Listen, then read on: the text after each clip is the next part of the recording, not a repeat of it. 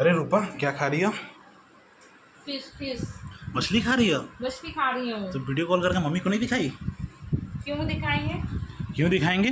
हाँ क्यों, वहाँ पे बनता था क्या? नहीं, वहाँ नहीं बनता था। मैं फर्स्ट टाइम आई हूँ ससुराल तो यहीं पे बना है। मछली तो तुम लोग खाते नहीं थे। लगता है मेरे घर में नॉनवेज तो बनता ही तुम नहीं लोग था, तो हम बस खाए वैसे नहीं ही है। वीडियो में देख के हम मछली का हो यहाँ जाता आए था। तभी बन रहा है और हम खा रहे हैं। मेरे घर में लगता तो है ये एक बार ना सबको दिखा दो क्या कि हम दिखा दूँ? मुझे यहाँ पे मछली वछली मिलता है, मछली खाती हूँ।